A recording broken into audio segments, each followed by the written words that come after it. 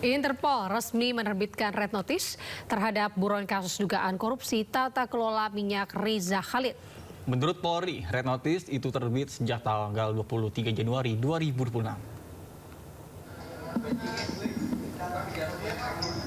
Kita mulai ya. Sekretaris NCB Hub Interpolri Brigjen Untung Widiatmoko mengatakan bahwa Polri berkoordinasi dengan institusi di luar negeri dalam negeri setelah red notice tersebut terbit. Dirinya menegaskan NCB akan mendukung langkah penegakan hukum. Sebelumnya Riza Khalid telah ditetapkan sebagai tersangka oleh Kejagung dalam kasus dugaan korupsi tata kelola minyak mentah dan produk kilang minyak pada PT Pertamina sejak Kamis 10 Juli 2025. Dan kini sudah ada 18 orang ditetapkan sebagai tersangka dalam kasus tersebut. Interpol red notice atas nama Muhammad Riza Khalid atau disebut MRC telah terbit pada hari Jumat tanggal 23 Januari 2026 atau seminggu yang lalu. Dan setelah terbitnya red notice, kami menindaklanjuti upaya yang dilakukan oleh Set NCB Interpol Indonesia melakukan koordinasi tentunya dengan counterpart, baik counterpart asing maupun counterpart yang berada di dalam negeri, kementerian maupun lembaga. Dan tentunya kami, Set NCB Interpol, mendukung langkah-langkah penegakan hukum atas pelaku-pelaku tindak pidana yang melarikan diri ke luar negeri terkait dengan kejahatannya di Indonesia sehingga menjadi buronan internasional yang menjadi fokus kejahatan transnasional dan internasional. Pemirsa, Presiden Prabowo Subianto menggelar pertemuan dengan sejumlah tokoh kritis Jumat malam. Pertemuan digelar secara tertutup di kediaman pribadi Prabowo di Kertanegara, Jakarta Selatan.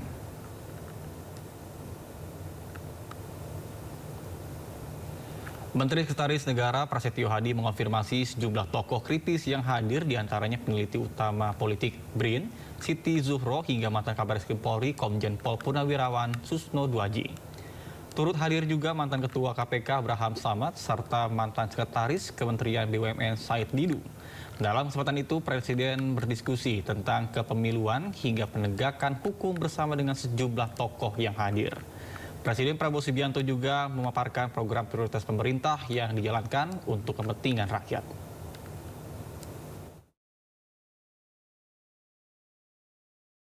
Konfirmasinya aja Mas, oposisi. Tidak ada yang oposisi, itu kan tokoh-tokoh masyarakat juga yang Pak Presiden terbuka untuk dialog, menerima masukan, kemudian juga beliau menjelaskan program-program yang dalam 1 tahun lebih beberapa bulan ini beliau jalankan yang semua memang berorientasi untuk kepentingan rakyat, berorientasi untuk kepentingan bangsa dan negara. Tokoh masyarakatnya siapa Mas? Ya diantaranya ada Profesor Siti Zuhro, diskusi mengenai masalah kepemiluan, kemudian ada Pak Susno, diskusi masalah penegakan. Pemirsa, banjir yang merendam Kabupaten Karawang hingga kini masih belum surut. Ya, ketinggian air di beberapa titik ini mencapai 2 meter, memaksa ratusan keluarga bertahan dalam kondisi serba terbatas. Hingga Minggu pagi, banjir yang merendam Kabupaten Karawang, Jawa Barat telah memasuki hari ke-15. Data terbaru BPBD Karawang menyebut saat ini banjir telah merendam 12 kecamatan dan juga 31 desa. Banjir luapan Sungai Citarum dan Cibeet masih merendam rumah warga di Desa Karangligar, Kecamatan Teluk Jambe Barat, Karawang, Jawa Barat. Ketinggian air mencapai lebih dari 2 meter. Desa Karangligar memiliki kontur tanah yang lebih rendah dibandingkan daerah sekitarnya. Akses pembuangan air juga relatif lebih sulit dibandingkan daerah sekitarnya. Kondisi ini membuat warga mengungsi ke tempat yang lebih aman. Warga masih bertahan di pengungsian yang tersebar di gedung sekolah, masjid, dan balai desa. Para pengungsi mengandalkan bantuan logistik dari pemerintah daerah dan relawan berupa makanan siap saji, selimut, serta layanan kesehatan. Anak-anak dan lansia menjadi prioritas evakuasi mengingat risiko penyakit pasca banjir semakin meningkat. Dari Karawang, Jawa Barat, Rudi Setiawan, iNews melaporkan. Pemirsa, sebuah sekolah di Cilegon, Banten terkena longsor saat hujan deras. Ya, akibat kejadian ini sejumlah ruang kelas dan juga toilet rusak parah.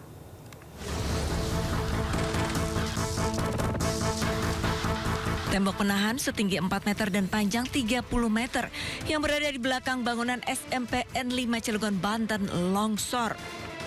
Kejadian ini membuat 3 ruang kelas dan 1 ruang toilet rusak parah. Dinding bangunan tampak hancur hingga nyaris roboh usai tertimpa longsor yang terjadi pada saat wilayah tersebut diguyur hujan lebat. Beruntung tidak ada korban jiwa dalam peristiwa ini karena insiden terjadi saat sekolah sedang libur. Mungkin karena musim hujan ini dan curah hujan tinggi juga, sehingga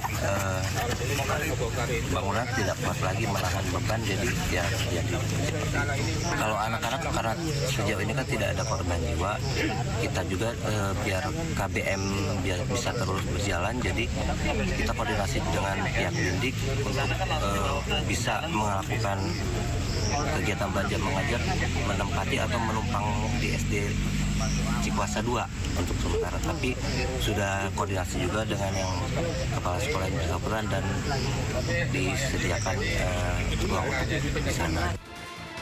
Pihak sekolah pun berkoordinasi dengan Dinas Pendidikan dan Kebudayaan setempat akibat kejadian ini.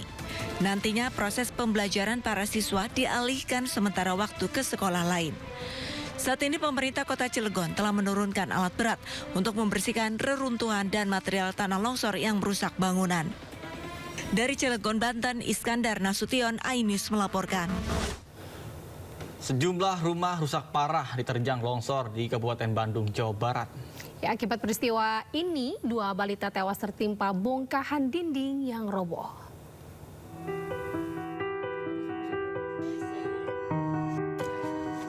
Aldi Arfari, bayi berusia 3 bulan dan kakak perempuannya Rere Revania berusia 5 tahun tewas akibat tertimpa reruntuhan tembok bagian dapur rumah kontrakannya yang diterjang longsor di Desa Tribakti Mulia, Kecamatan Pengalengan, Kabupaten Bandung. Warga mengevakuasi 1 korban dengan kondisi meninggal, sementara korban lain meninggal saat menuju rumah sakit.